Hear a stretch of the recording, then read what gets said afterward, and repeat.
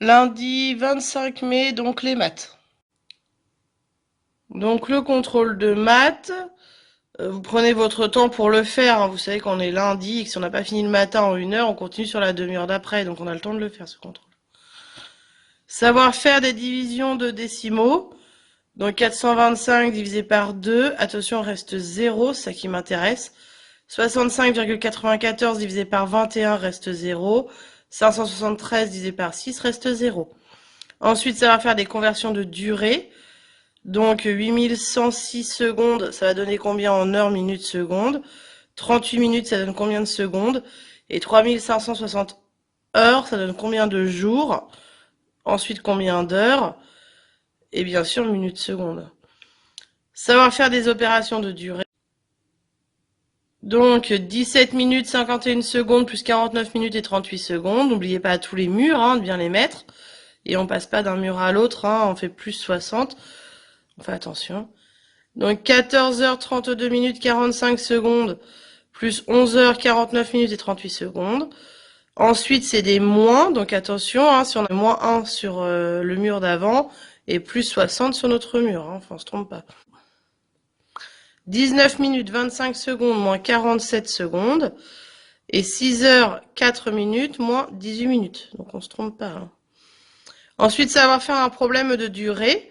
Le père de Roxane veut enregistrer un film qui dure 1h45 minutes sur une cassette de 180 minutes, sur laquelle a déjà été enregistré un film de 85 minutes. Est-ce que cela est possible? Et on explique. Donc on n'oublie pas de passer 1h45 en minutes, hein, sinon on ne va pas y arriver. Donc ça va faire un problème de pourcentage. Au restaurant, un groupe d'amis a pris 7 menus à 20 euros, donc un seul menu, ça coûte 20 euros, ils en prennent 7. Le service, c'est 15% et il n'est pas compris, donc on va le payer en plus. Donc 15% du total, hein. Combien ce groupe d'amis paiera-t-il pour le service? D'abord, et après, combien paiera-t-il en tout avec le service? Les menus plus le service, voilà ce qu'on vous demande. Savoir faire un problème complexe d'échelle. Donc un jardinier possède un terrain formé d'un rectangle de 12 mètres de long et 7,5 mètres de large, accolé à un triangle isocèle rectangle dont les côtés de l'angle droit mesurent 7,5 mètres. Donc voilà ce petit schéma. Ensuite, on vous demande donc le dessiner. Là, c'est un schéma que j'ai fait, hein, et pas à l'échelle de rien du tout. Dessine le jardin à l'échelle au 1 centième. Donc à vous de refaire ce dessin, en fait, mais vraiment dans la bonne mesure, à la bonne échelle, en prenant 12 mètres au 1 centième et 7,5 mètres au 1 centième. Ouais, vous le faites sur une feuille à côté. Ensuite, mesure le périmètre du terrain avec ta règle en centimètres. Donc vous mesurez le périmètre. Je dis de le mesurer à la règle parce qu'on n'a pas toutes les mesures, on n'a pas le côté du triangle. Le périmètre, c'est bien tout le tour. Et le côté du triangle, on ne l'a pas dans les mesures. Il faut bien le mesurer à la règle.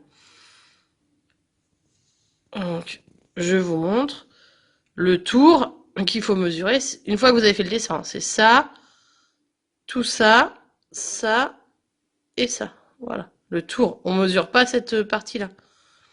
Donc vous faites le périmètre donc de cette figure quand vous l'avez dessiné sur le dessin que vous avez fait, pas sur mon dessin à moi.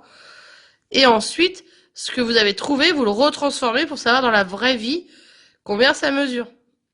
Donc on le retransforme avec cette échelle au 1 centième. Voilà pour cet exercice d'échelle. Ensuite, c'est savoir associer un solide à son patron. Donc cet exercice, on en a fait un, on a fait le même. Donc c'est pas trop compliqué. Donc ou vous les reliez, ou sur le trait, vous écrivez 1 égale 1, 2 égale, ça c'est comme vous voulez. Ensuite, savoir retrouver un patron valide.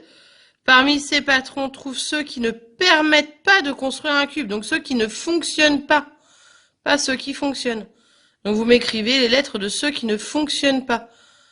Parmi ces patrons, trouve ceux qui ne permettent pas de construire un cube. Ensuite, je vous demande de tracer une pyramide à base carrée. Donc vous faites le dessin d'une pyramide à base carrée, voilà, tout simplement. Pas son patron, hein, le dessin. Et ensuite, trace un parallélépipède rectangle. Pareil, c'est pas le dessin que je vous demande, c'est pas le patron que je vous demande, mais bien le dessin du parallélépipède rectangle. Vous pouvez vous aider de l'exercice 7. Vous allez arriver à faire ces exercices. Merci. Donc bien sûr, vous me le rendez et je corrige.